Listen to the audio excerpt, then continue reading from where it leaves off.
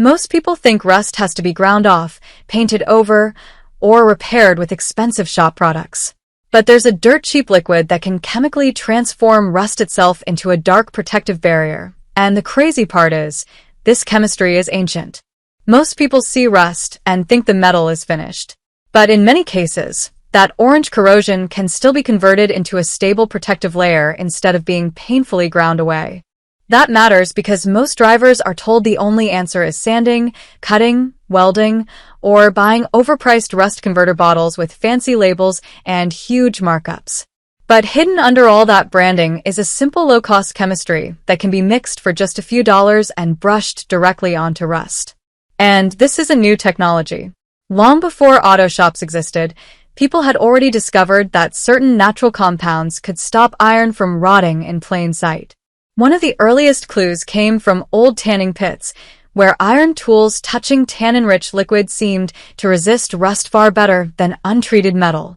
That strange observation slowly spread from craftsmen to armorers to soldiers, because when something protects metal cheaply, people who depend on iron notice fast.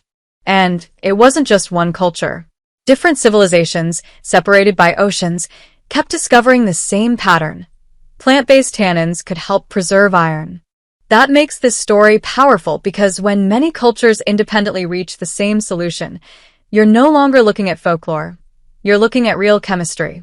The key compound behind this reaction is tannic acid, a natural substance found in bark, tea, and other plant materials that reacts directly with rust. This is the part that changes everything. The goal is not just to cover rust, it's to convert rust into something more stable and protective. That's the difference between coating and conversion. A coating sits on top like a bandage. A conversion changes the rust itself into the barrier. In simple words, the disease becomes the cure. The corrosion that was eating the metal is chemically transformed into the thing that now helps protect it. That's why this chemistry kept appearing in military and industrial settings, where failure wasn't just annoying, it could cost equipment, money, and lives.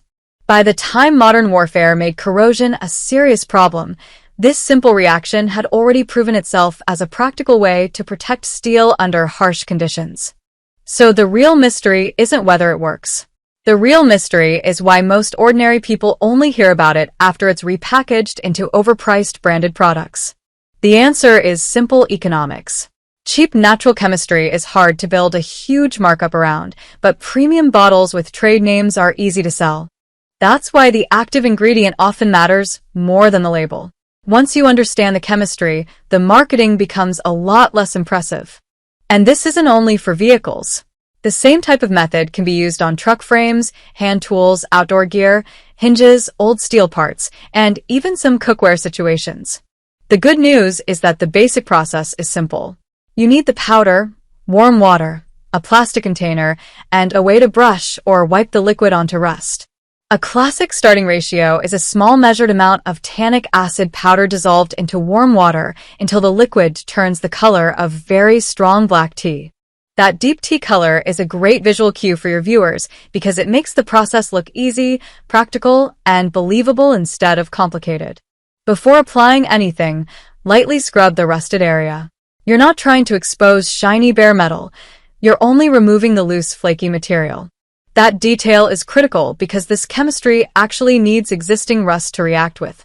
If you remove everything, you reduce the whole point of conversion. Once the surface is prepped, brush or wipe the liquid evenly over the rusty area and make sure you reach the pits, seams, corners, and rough spots. This is where the video gets visually satisfying. Within minutes, the bright orange corrosion begins turning into a dark blue-black protective surface. That visible color shift is your proof shot. It tells the audience the chemistry is actually doing something real, not just making the surface look wet. After the first coat dries, apply a second coat to deepen the conversion and make the treatment more complete across the surface. At this stage, the metal is stabilized, and now you can leave it as is for some uses or top coat it depending on where the part lives and how hard it works. For vehicle frames and underbodies, many people follow the conversion with a protective top coat so road spray, moisture, and salt have a harder time attacking the surface again. For hand tools like axes, wrenches, and machetes, The converted surface can be followed with oil or wax to add another layer of practical protection. For cast iron items, the process can help deal with rust spots before the metal is cleaned and seasoned again the normal way. The reason this content performs so well is because viewers love seeing a dead-looking object become useful again with cheap ingredients instead of expensive service bills. And the math is hard to ignore. A few dollars of active chemistry can treat a surprising amount of surface area that shops would charge real money to handle. That doesn't mean it replaces every industrial coating on Earth. Extreme heat, heavy chemical exposure, or constant immersion may still require specialized systems. But for the kind of rust most normal people fight in garages, driveways, sheds, workshops, and farms, this type of chemistry can be a serious game changer. A big mistake is polishing the metal too aggressively until the rust is gone, because then the converter has less to react with and the magic moment disappears. Another mistake is leaving giant loose rust flakes behind. You still need basic prep, so the liquid can reach the actual surface instead of just sitting on crumbling debris. For safety, keep it simple. Wear gloves, avoid eye contact, work with ventilation, and treat it like any other concentrated DIY chemical even if it's relatively straightforward. The deeper lesson is bigger than rust. Once you understand how cheap and old some effective solutions really are, you start questioning how many problems are being sold back to you at a markup. So if you have a rusty frame, tool, hinge, or old steel part lying around, test one small section first and watch what happens. You may never look at rust repair products the same way again.